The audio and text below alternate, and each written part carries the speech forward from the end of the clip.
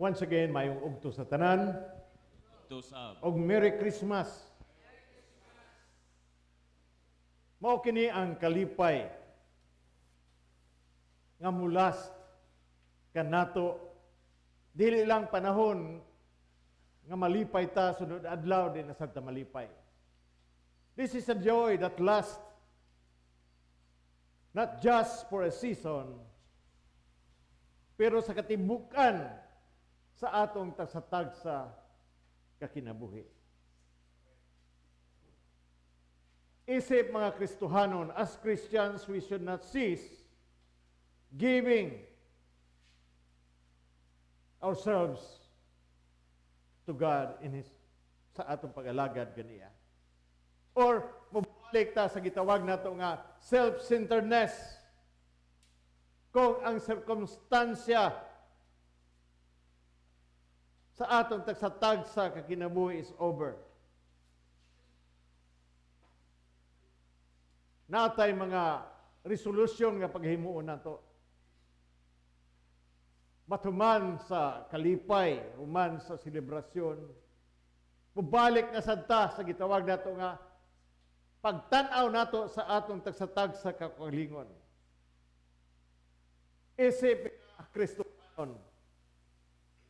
Kitang mga Kristohanon, dili nato iporma ang katibukan sa atong kinabuhi, sa atong kaugalingon, kundi atong i-shape ang katibukan sa atong kinabuhi, pinaagi kang Kristo. John 3:16, for God so loved the world that He gave His only begotten Son, that whosoever believeth in Him should not perish but have everlasting life. Ang amahan iyang gipadala ang iyang anak para kanato, para lukatunta. Usay ka malipay anak, lukat kanato sa lain nga tao nga gilukat tagikan sa atong kasalanan. For example, nakautang ko kang Padre Rasul. O gibayra ni Padre Rex. Mo nang nahitabo. Kita ang nakautang sa Ginoo. Angay ta kitang magbayad, but instead, ang Ginoo mismo ang nagbayad. Angay nato siyang pasalamatan og tagaan og himaya tungod ni ana. Dili lang usa ka adlaw nga activity sa Ginoo, but required a lifetime commitment gikan sa Ginoo, lifetime commitment. Meaning kung nakasala ta, mawala ba ng commitment sa Ginoo kanato o sa iyang gugma? Remember this, God will not stop. Dili mo undang ang Ginoo sa paghigugma kanato. In our gospel, ang revelation, ang papahayag ni Juan to Christ, in John chapter 1, verses 1 to 3, nagingon, sa wala pa'y nabuhat, bisan unsa ang pulong diha na, ang pulong uban sa Dios o ang pulong Dios. Sukad pa gayod sa sinugdan ang pulong uban sa Dios. Verse 3, pinaagi kaniya gibuhat sa Dios ang tanan og walay bisan usa sa tanan nga nagbuhat nga dili pinaagi kaniya. Amen. Hallelujah. Means Christ is the source of all things. And He is our ang Ginoo 100% God and 100% man. Ingon ta usahay nga di man kasabot ang Ginoo sa akong sitwasyon, sa akong problema. Nakasabot ang Ginoo ani ana. God understand every situation in our lives. Pero makahulat ba ta sa iyang tubag? Nagatuman ba ta sa mga prinsipyo sa Ginoo? Christ is the source. In John chapter 1 verse 4, diha sa pulong ang kinabuhi o ang maong kinabuhi, mao ang kahayag sa mga tao. Christ is the hope. Siya ang atong paglaom. An essence of man's life. He is our strength and wisdom. Unsa may atong katuyuan sa mga gasa ni ini nga kinabuhi. John chapter 1 verse 14. O pulong nahimong tao ug puyo uban kanato. Puno sa grasya o matuoran. Nakita namo ang iyang himaya nga iyang nadawat ingon nga bugtong anak sa amahan. Mipuyo uban kanato. That is why, kung nag-uban kanunay ang Ginoo sa ato, that is why we never accept the words, di nako kaya, lisod kaayo. Mamanay kanunay nato madungog. Labi na usay ang simbahan mo hangyo, una na imong buhaton. Tigit kaya. I can do it. Usa ka na kabakak. Nga mo yung nga dili na to mahimo. Gidinay na to ang sovereignty sa Ginoo o ang iyang kaluwasan. Madto ko sa panultihon 17:13 nagingon.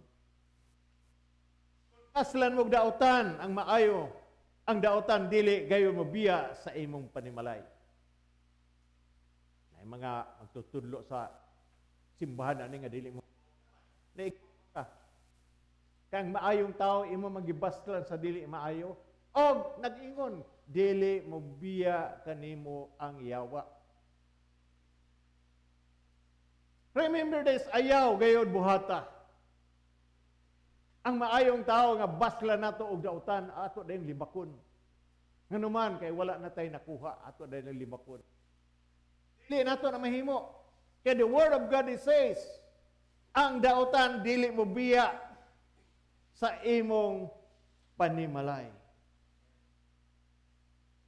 Open we focus sa atong kahuyangon, sa atong pagkahadlok.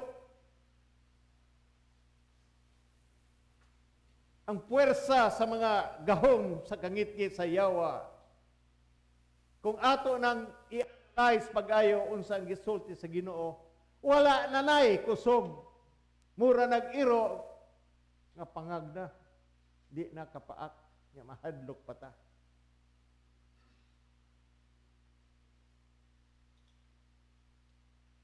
We can choose ato mapili whether magpabilin ta diha sa kapakyasan or we can choose life o diha sa kinabuhi. In Proverbs 18:21,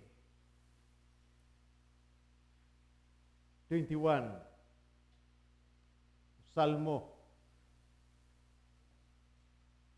21 o 37, verses 23 and 24. Tultulan sa Ginoo ang tao sa iyang dan og lig-uno niya siya ot kaniya. Nagpahimuot. We are following what the principle of God is saying to us. Gusto nato mo asinso, pero paghatag sa ikapulo, dili ta gusto. Kanunay kong naga-istorya ni ini. Why? Because experience man ako ni sa akong kinabuhi. Nag-istorya pag ko diri nga ang kalibon ni atong unang panahon, ang St. Michael. Wa kay sakyanan nga makita. But they follow what Bishop Dick is teaching to them about giving, paghatag. I-mention gihapon ni Deacon Asol. Kanang mudugo ba? Eh kung di mudugo, maragwa lang. Pero unsaon ka sa Ginoo karon maghatag ta sa ato ikapulog tahit. May yung Ginoo nga sige be hunghungan ba kanang hunghungan ka. Kung unsa na sa imong pitaka ihurot na og hatag.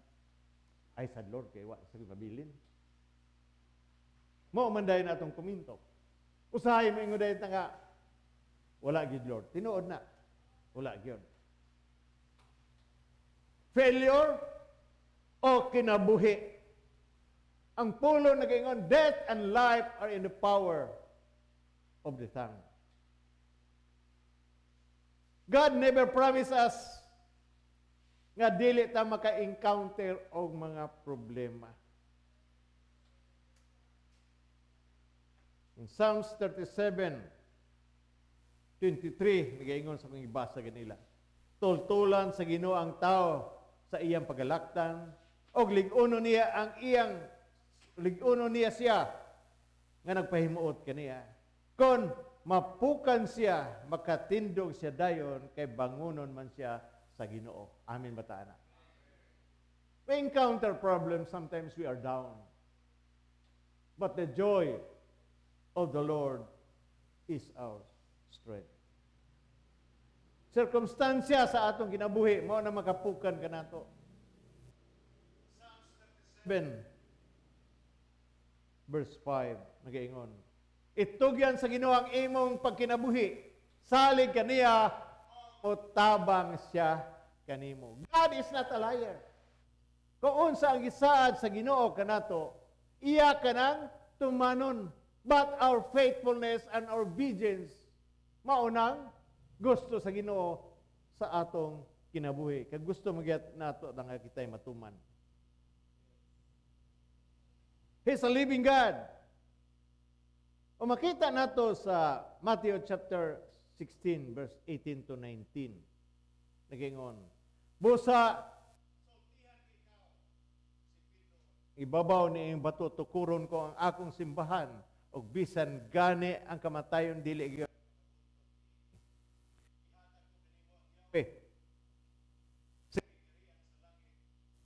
Aron dili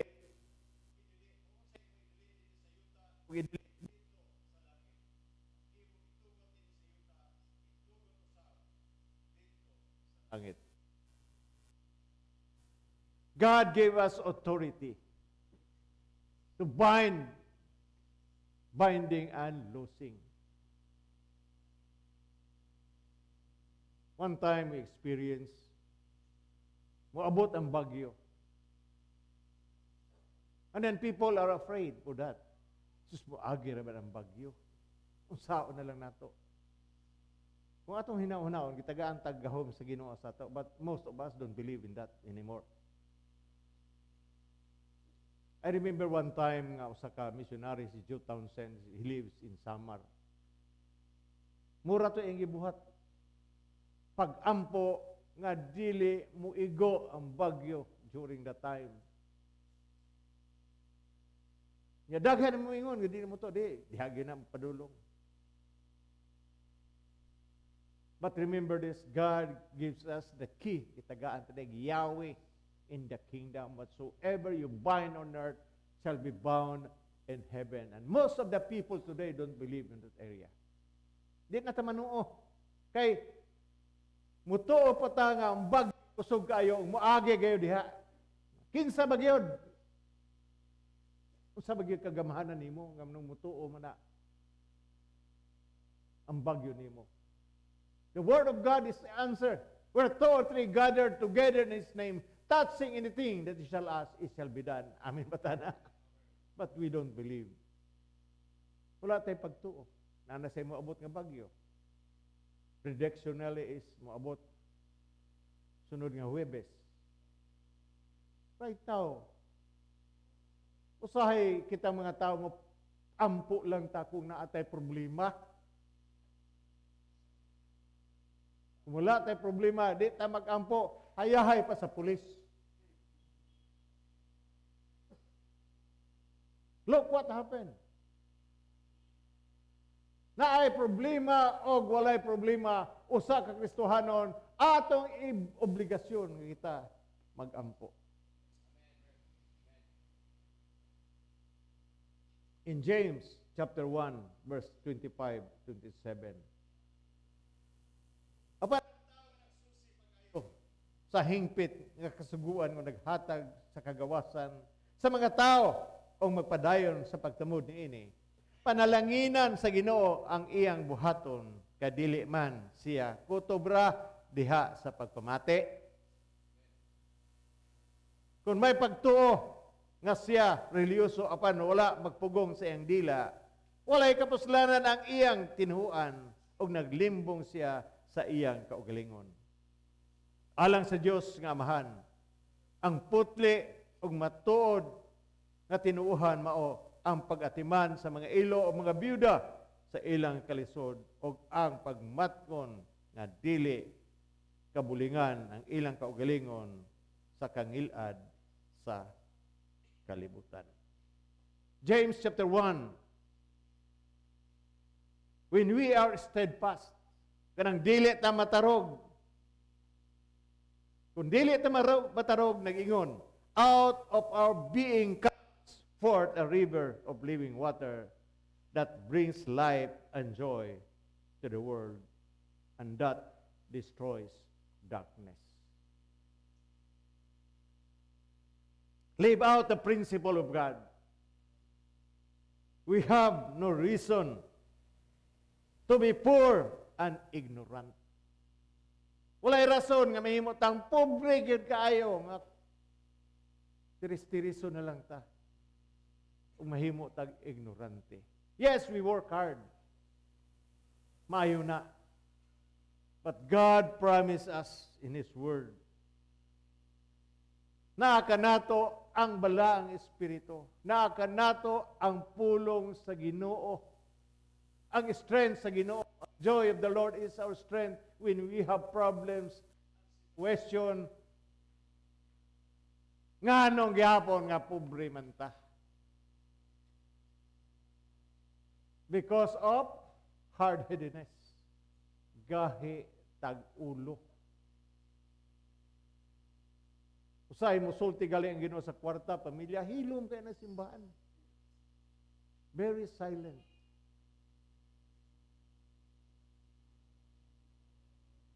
We have no reason nga pobrita or ignorante. Sa mga lihok ni Satanas sa atong tagsa-tagsa kakinabuhi. Why? Because the Holy Spirit is with us. Naa nato ang balaang Espiritu. Let us set aside evil things and choose light.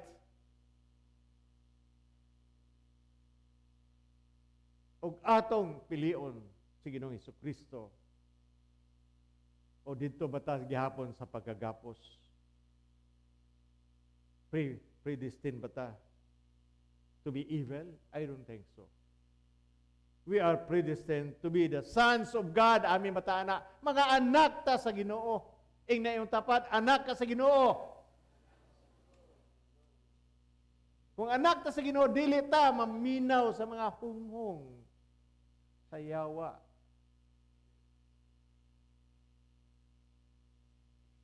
Kini simba ni agi gyud ta og bagyo sa kinabuhi. Pasalamat ko sa Ginoo nga may ko kay matulog kung may problema. Atake diri, atake dito. Bisag unsa na lang atake. Naay gid wala dulaan sa yawa. But I thank and praise God. Natay duha ka pare nga masaligon bahin na ini nga mga sitwasyon. Mao ning gitawag nga binding and loosing. Atong ipapahawa ang yawa sa kinabuhi sa tao. Dili ta mahadlok amin bataana. Nay mga akulayt karon dili sila mahadlok. Di prayed for that. Og mauni ang gitawag nato nga simbahan. During the time natong unang panahon, ang mupahawa sa yawa sa kinabuhi sa mga tao niadtong unang panahon, layman ra. Dili manggaling pare o obispo. Kung manawag pa silang pare o obispo, magkurog-kurog na. Layman people who really sincere in doing the things of God sa ilang tagsa-tagsa kinabuhi. Mauna atong misyon, amin bataana, to cater those people outside the church especially karong mga tao nga naay kahadlok sa sitwasyon COVID-19. Hadlok ta kayo. Agod parid ang ma-injection, hadlok man. Well, that's good. Pa-injection ta. Manay problema. Ang uban di sa maka-injection kay 666. Sabi labot anong 666 sa injection. May uban nga dili gyud, may uban masukot na silang parinte. Away parintehay kay nagpa-injection mo. Mao ay nagpa-injection man gadi makakagawas. Di ka kasakay ng plano, saan na lang nani mo. Think about God. Nga iya sa Ginoo ang tanan. We will see what God has promised mo epekto sa atong tagsatag sa kinabuhi will be manifested. Salvation was brought. Ibayra na o gihatag kanato. This is the joy of Christmas, that we are being delivered sa atong tagsatagsa ka weaknesses. Maabot nga tuig o ato na ang kunon nga Lord, ako ning weakness, will you help me? Will you please strengthen me in this situation? Why? Because the Lord has set us